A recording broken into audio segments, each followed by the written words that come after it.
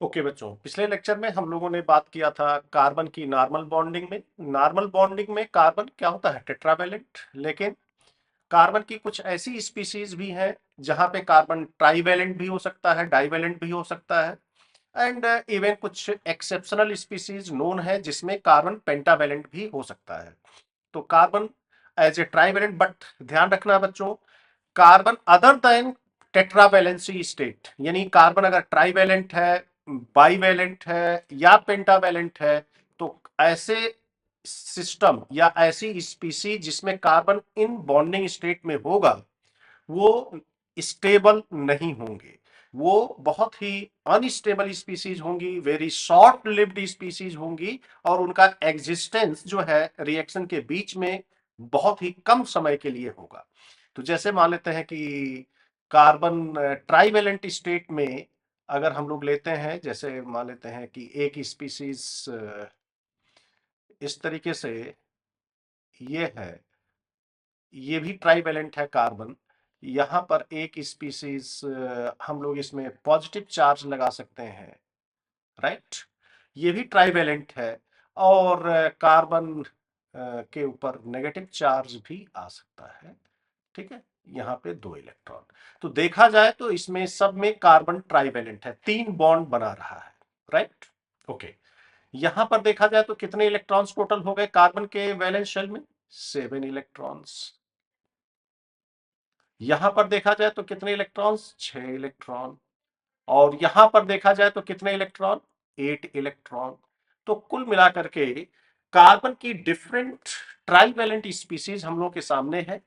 एक में कार्बन के पास 7 इलेक्ट्रॉन, एक में 6 इलेक्ट्रॉन और एक में 8 इलेक्ट्रॉन।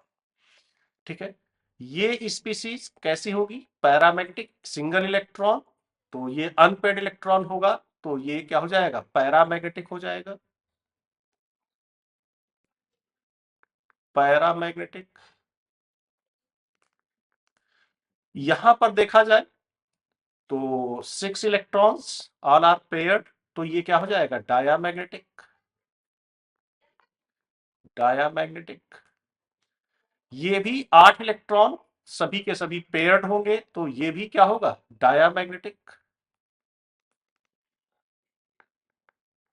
Diamagnetic, right. इसमें जो कार्बन की स्टेट है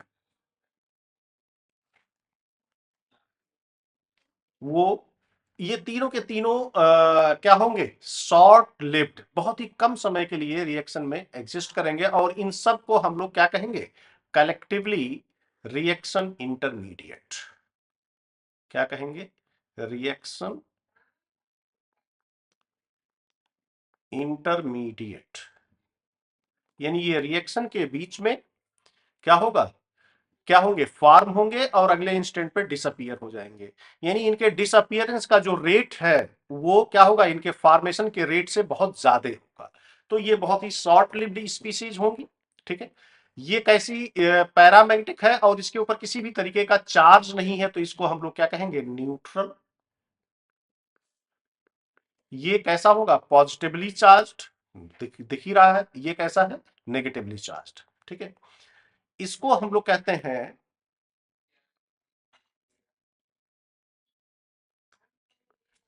7 इलेक्ट्रॉन न्यूट्रल स्पीसीज। इसको हम लोग कहते हैं फ्री रेडिकल। क्या कहते हैं? Carbon free radical. Free radical. इसको कहा जाता है कार्बोकैटायन। कार्बोकैटायन। और इसको हम लोग कहते हैं कार्बन आयन। तो आपके पास 3 ऐसी स्पीसीज मिल गई जिसमें कार्बन जो है वो क्या है? ट्राईवैलेंट स्टेट में है। अब इसमें अगर हम लोग हाइब्रिडाइजेशन देखें तो इसका हाइब्रिडाइजेशन sp2, sp2, ये भी कार्बन sp2 हाइब्रिडाइज्ड, लेकिन इसमें जो कार्बन होगा वो sp3 hybridised.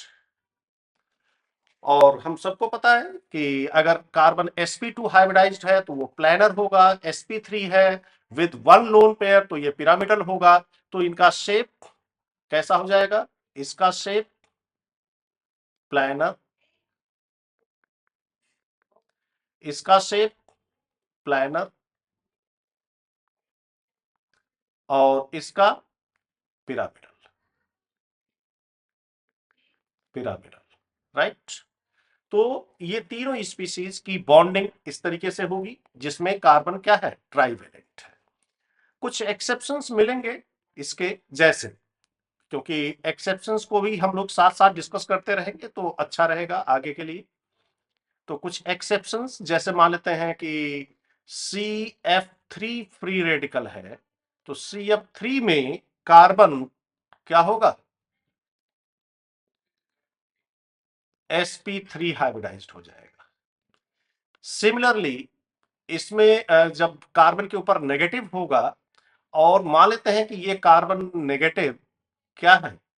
CH2 CH double bond CH2, मान लेते हैं कि ये कार्बन जो है नेगेटिव किसके साथ?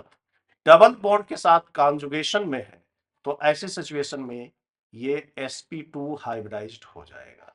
तो इस तरीके से कुछ स्पीशीज आपको मिलेंगी जिसमें क्या होगा?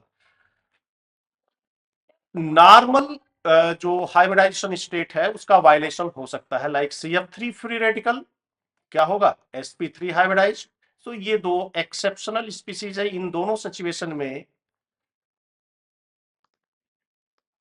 क्या होगा? हाइब्रिडाइजेशन का एक्सेप्शन होगा, यानी CF3 free radical strong electron withdrawing groups लग गए, तो इन्होंने क्या कर दिया? इस कार्बन की स्टेट में, बॉन्डिंग स्टेट में चेंजेस कर दिए। जहां sp2 हाइब्रिड ऑर्बिटल्स यूज हो रहे थे वहां पे अब क्या यूज होंगे? sp3, और इसका शेप कैसा हो जाएगा? पिरामिडल। यानी कुछ इस तरीके से,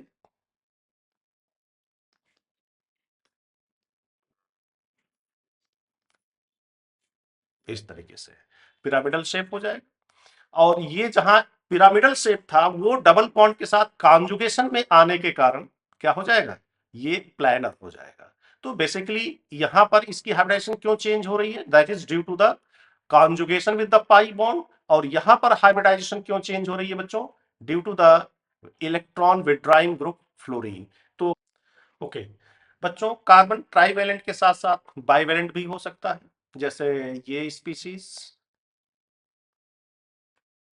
सी, कितने बॉन्ड हैं इसमें कार्बन के अराउंड? 2 बॉन्ड। और टोटल कितने इलेक्ट्रॉन्स हो गए इसमें? 6 इलेक्ट्रॉन्स। तो क्या ऐसी स्पीसीज स्टेबल होंगी? तो आंसर है नो। स्टेबिलिटी, स्टेबिलिटी इसकी very less, very very less, very less. This species exist in the reaction mixture for a very short time period, right?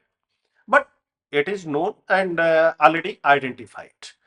How many electrons are there? Total 6 electrons are there in the valence shell, and this species is neutral as well. And on the basis of Hund's rule of maximum multiplicity, this species can be classified as a singlet and triplet, and its existence also in both the form it is reported. So it is neutral, and the name of this species is carbene. क्या नाम है बच्चों इस species का? Carbene. इसको हम लोग क्या कहेंगे? Carbene. So carbenes are the species in which carbon is bivalent, very short-lived, very less stable, and this exists in two forms. One is called singlet and other one is called triplet. This classification is based on the Hund's rule of maximum multiplicity. Electrons are paired here, and triplet species that is also slightly bent, not perfectly linear, but both the electrons are in the p atomic orbital, and here this is in the hybrid orbital. So this has unpaired electrons, this has no unpaired electron. So this is diamagnetic, and this is paramagnetic. So basically, when carbon is bivalent, so it exists in the two states. One is singlet, other is triplet, and bivalent carbon bivalent species is known as carbene, right? And there are few reactions in which the reaction intermediate is carbene. So when it will come in future, then we will discuss that, okay, in this reaction the reaction intermediate is carbene. So this is all about the divalent carbon. This is trivalent carbon. I'm just discussing here the normal and abnormal bonding of carbon. Means I'm talking about the different possible bonding state of carbon. Again, I'm revising that carbon forms a stable molecule only in tetravalent state. All these species, trivalent, bivalent, all they are highly unstable. One species is reported in which carbon is pentavalent as well. You know the name of that species? The name of that species is the CH5 plus. This is called carbonium ion. Carbonium ion, right? As you know, here there is a suffix onium. Onium suffix is used as per the IUPAC system. When we use onium suffix, बच्चों ओनियम suffix हम लोग तब use करते हैं naming में, IPAC naming में, when any element when any element shows one valency extra than its normal valency. तो यहां पर कार्बन की नॉर्मल वैलेंसी क्या होती है? Normal covalency. तो नॉर्मल कोवैलेंसी होती है 4. नॉर्मल कोवैलेंसी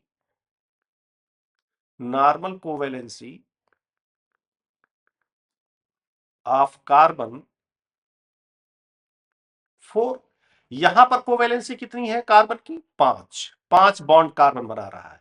तो ओनियम सफिक्स. तो ओनियम सफिक्स तभी हम लोग लगाएंगे किसी भी मॉलिक्यूल या किसी भी स्पीसीज की नेमिंग में when the element shows extra valency than its normal valency, one extra valency. For example, we used to study this species from our class 6th, 7th, 8th species is standard.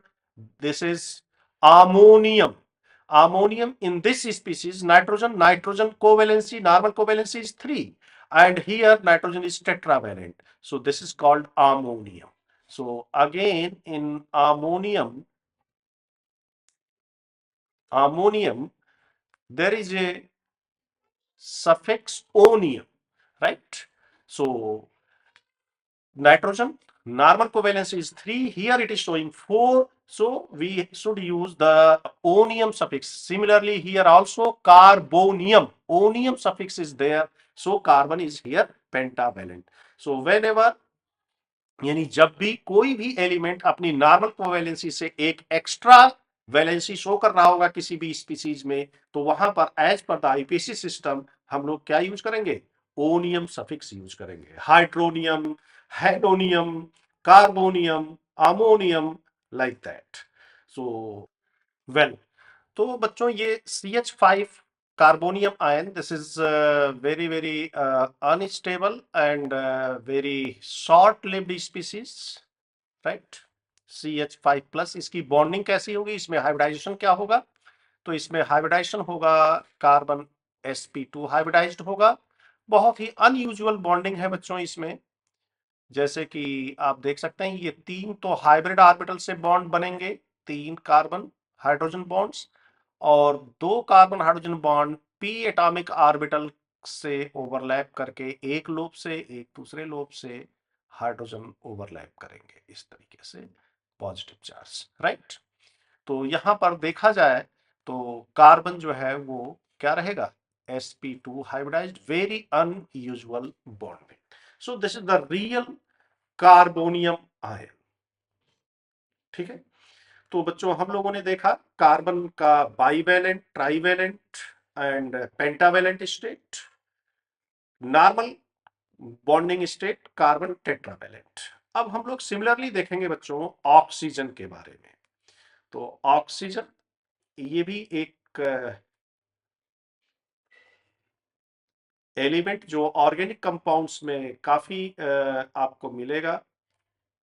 तो इसकी bonding states क्या होती हैं, different bonding states क्या है oxygen की?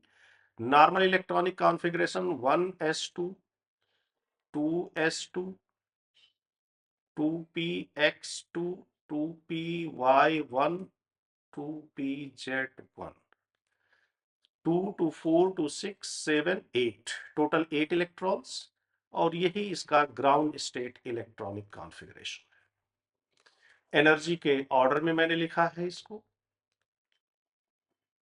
2s की energy 1s and ये तीनों डीजनरेट ऑर्बिटल्स।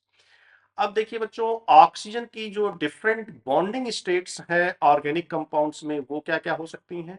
अगर ऑक्सीजन इस तरीके से है, दो बॉन्ड बना रहा है और दोनों सिग्मा बॉन्ड्स बना रहा है, कभी भी किसी भी मॉलिक्यूल में इस स्टेट में है, तो जो एक्सपेक्टेड इसका हाइब्रिडाइजेशन होगा वो क्या होगा, sp3। तो ऑक्सीजन यहां पर क्या होगा, sp3। यानी जब कभी भी ऑक्सीजन इस तरीके से दो सिग्मा बॉन्ड्स के साथ विथ टू लोन पेयर्स इस तरीके से एग्जिस्ट करेगा किसी भी मॉलिक्यूल में, तो एक्सपेक्टेड हाइब्रिडाइजेशन इसका क्या होगा, sp3। सिमिलरली अगर ऑक्सीजन डबल बॉन्ड के साथ कहीं पर एग्जिस्ट कर रहा है with also two lone pairs इस तरीके से, तो one sigma and one pi bond, one sigma and one pi bond. तो अगर एक सिग्मा और एक पाई बॉन्ड है तो ऐसी सिचुएशन में ऑक्सीजन की हाइब्रिडाइजेशन हो जाएगी sp2, और ये लोन पेयर्स भी किस ऑर्बिटल में आएंगे, हाइब्रिड ऑर्बिटल में, sp2 हाइब्रिड ऑर्बिटल में। सिमिलरली अगर मान लेते हैं कि ऑक्सीजन कुछ स्पेसिफिक मॉलिक्यूल जैसे मान लेते हैं कार्बन मोनोऑक्साइड में ऑक्सीजन आपको मिल रहा है, तो यहां पर ऑक्सीजन क्या हो जाएगा, sp हाइब्रिडाइज्ड। यहां पर ऑक्सीजन क्या हो जाएगा, sp हाइब्रिडाइज्ड। कार्बन भी यहां पर sp हाइब्रिडाइज्ड है, एक लोन पेयर इस कार्बन के साथ होगा, एक लोन पेयर ऑक्सीजन के साथ होगा। ठीक है, तो यहां पर ऑक्सीजन sp हाइब्रिडाइज्ड। तो ऑक्सीजन की भी हमारे पास तीनों स्टेट्स हैं। Oxygen can exist in sp3, can exist in sp2 and can exist in what, sp hybridization, right. तो ऑक्सीजन यहां पर बाईवैलेंट है, यहां पर भी बाईवैलेंट है, यहां पर ऑक्सीजन क्या है, ट्राईवैलेंट है। और भी हम लोगों के पास ऑक्सीजन की ट्राईवैलेंट स्पीसीज मिल सकती हैं जैसे, लेकिन नॉर्मल कोवैलेंसी इसकी कितनी होती है बच्चों, नॉर्मल कोवैलेंसी, नॉर्मल कोवैलेंसी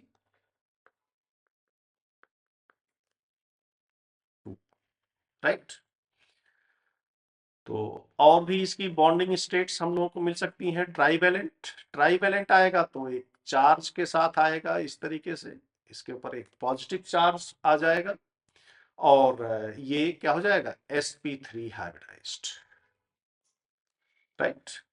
इसी तरीके से अगर डबल बॉन्ड के साथ है ऑक्सीजन, मान लेते हैं कोई ग्रुप इसके साथ वाई आकर के अटैच हो गया है, तो एक लोन पेयर, तो ये भी एक स्टेट हो सकती है ऑक्सीजन की। यहां पर भी ऑक्सीजन के ऊपर हमें क्या करना पड़ेगा, पॉजिटिव चार्ज।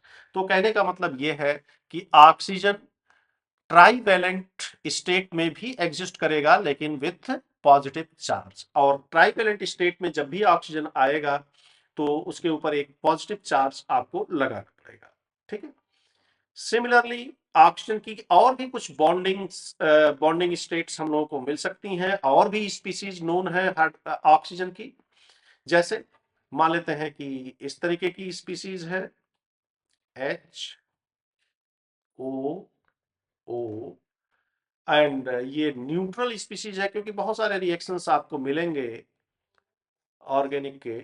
तो यहाँ पर ऑक्सीजन के वैलेंस शेल में 7 इलेक्ट्रॉन, जैसे कार्बन के वैलेंस शेल में 7 इलेक्ट्रॉन स्पीशीज मिल रही थी, वैसे ऑक्सीजन की भी 7 इलेक्ट्रॉन। तो इसको हम लोग क्या कहते हैं, हाइड्रोपरऑक्साइड रेडिकल। क्या कहते हैं, हाइड्रोपरऑक्साइड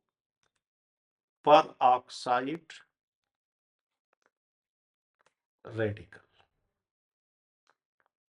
राइट। और हाइड्रोपरऑक्साइड आयन भी हम लोगों को मिल सकता है।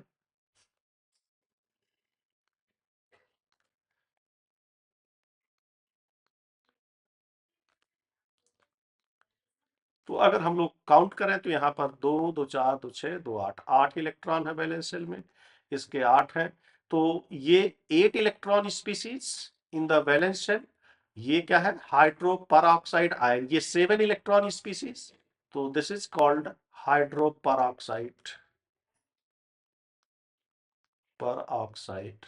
आयन। तो बच्चों, ये हो गई डिफरेंट बॉन्डिंग स्टेट ऑक्सीजन की, जो आपको ऑर्गेनिक कंपाउंड्स में मिल सकता है in neutral state as well as in charged species, as a charged species, right. Now next element is nitrogen, जो हम लोगों को बहुत सारे मॉलिक्यूल्स में, ऑर्गेनिक कंपाउंड्स में मिलेगा। So next common element is nitrogen.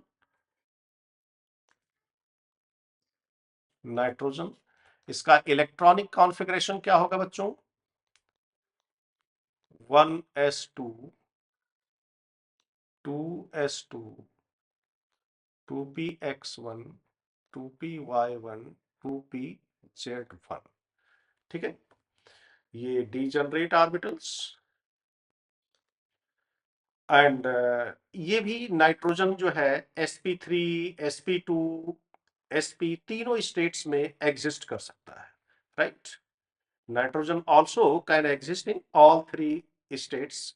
sp3 sp3 में भी एग्जिस्ट करेगा, ये 3 सिग्मा बॉन्ड के साथ या 4 सिग्मा बॉन्ड के साथ। जैसे ही 4 सिग्मा बॉन्ड के साथ आएगा, इसके ऊपर पॉजिटिव चार्ज आ जाएगा।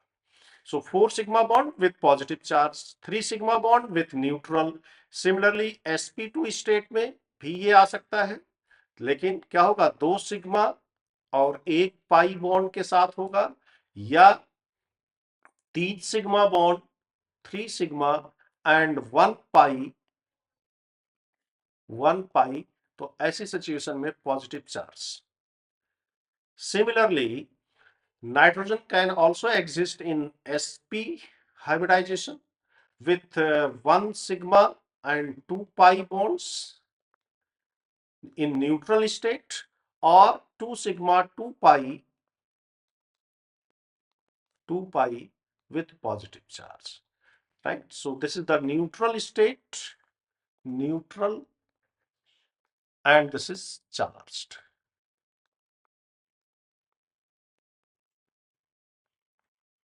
This is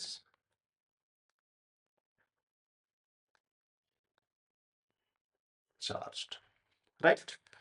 तो डिफरेंट स्पीसीज हम लोग देख सकते हैं नाइट्रोजन की, trivalent with 1 lone pair, sp3 hybridized, 3 sigma bonds, and 4 sigma bond with positive charge. No lone pair, right? So this is sp3, sp3, right? This is sp3. Similarly, double bond and with 1 lone pair,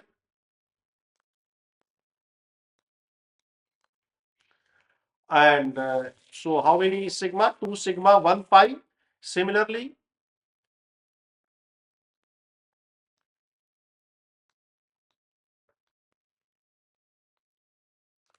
3 sigma 1 pi. So in these two cases, nitrogen is sp2 hybridized.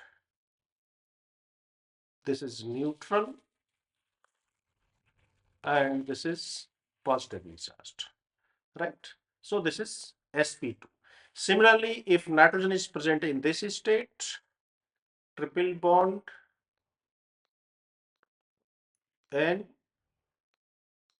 with one lone pair,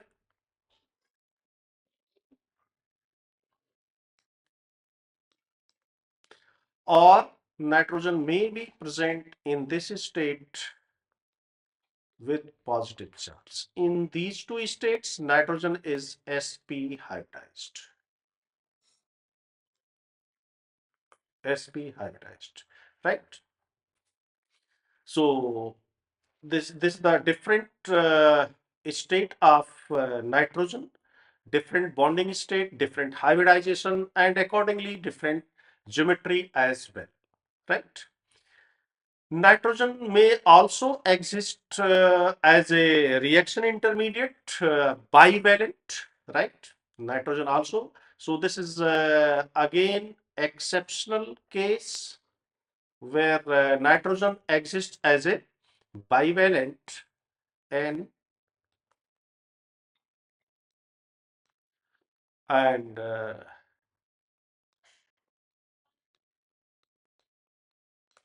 this is singlet, and this is triplet.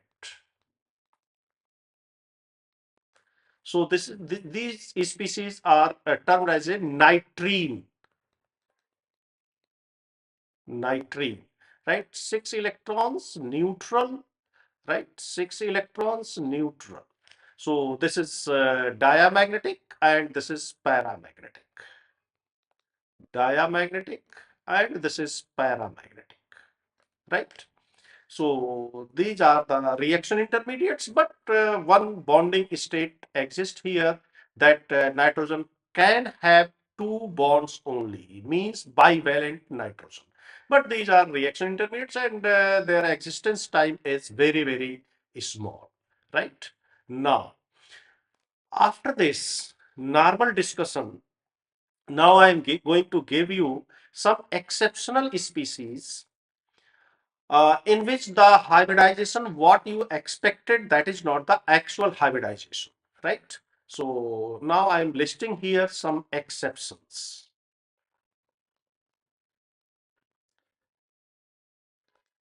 So अगर आप इन exceptions के साथ I mean तैयार हैं, तो काफी questions आप बड़े आराम से कंपटीशन में और अपने एग्जाम में क्या कर सकते हैं, बड़े आसानी से कर सकते हैं, राइट?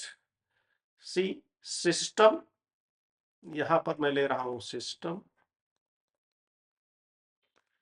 expected hybridization, expected, और यहां पर actual, expected and actual. Suppose करिए कि हमारा सिस्टम कुछ इस तरीके से है, NH2C double bond O, right? यहां पर बॉन्डिंग अगर आप लोग देखें तो नॉर्मल बॉन्डिंग के हिसाब से nitrogen is expected, this is amide group, so nitrogen is expected to be sp3, right? I'm talking about the nitrogen. Basically I'm showing arrow. So see, we are interested for this element nitrogen, means arrow directed towards that atom, then we are interested for that only here.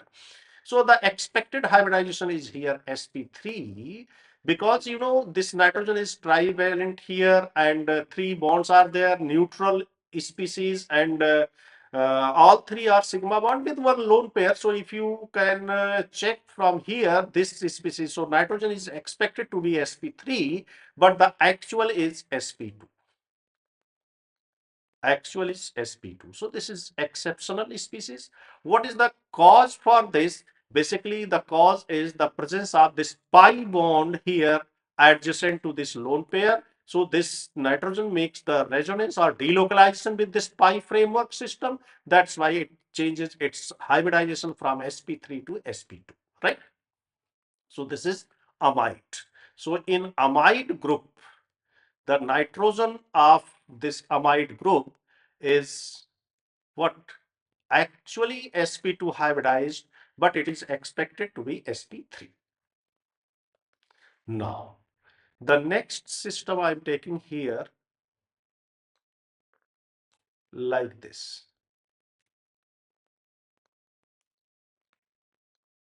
right? What is this system? This system is called ene and amine. So this system is known as enamine.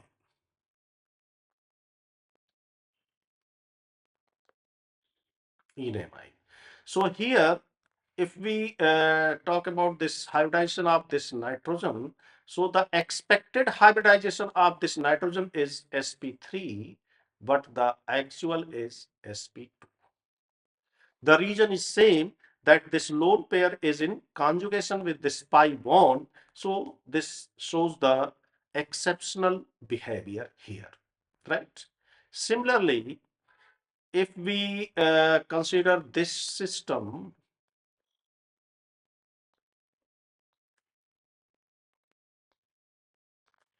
right? Here, if we take R, so this is a anhydride system. This is what? Anhydride system. So if we talk about this oxygen, so this is expected to be sp3, but the actual hybridization is sp2. So whenever you have such type of system in any molecule or during any question, you should be careful, right? That this oxygen, it is expected to be sp3, but actual hybridization is what? sp2. Okay. Now, another system, if we take this type of system,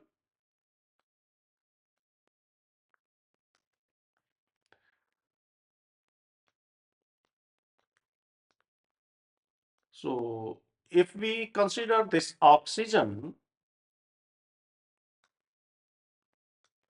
so this oxygen expected 2 sigma bond, neutral 2 bond. So this is expected to be sp3, but the actual is sp2. Clear? So here, this again the region is same, that this pi bond and this lone pairs are in conjugation.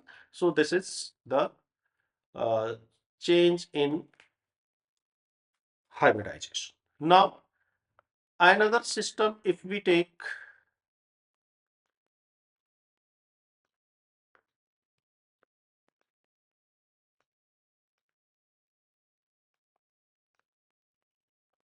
if we consider this nitrogen, so as per the bonding, what we can expect from this nitrogen? This is a trivalent, all three are sigma bonds, so the expected hybridization is sp3, but the actual is sp2. So these are the few species where this and one more we can take that this furan type system. If you take here, this oxygen is also to be expected as what? sp3, but the actual is sp2, right? So whenever any atom has this lone pair of electron, like nitrogen, like oxygen, and it is in conjugation with the pi framework, then the hybridization may change from your expected value.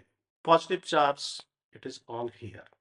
So what we can expect, the hybridization of this carbon on which this positive charge is localized. So what we can expect from here? We can expect that we know that in benzene all the carbon are sp2 hybridized. Hybridization is sp, but the actual is sp2, right? So in this type of system, you can expect that when positive charge is there, and if you are counting sigma and pi bond, so one pi bond, two sigma bond. So if carbon is with one pi and two sigma with positive charge, so it is expected sp hybridized, but its actual is sp2. So these are the exceptions.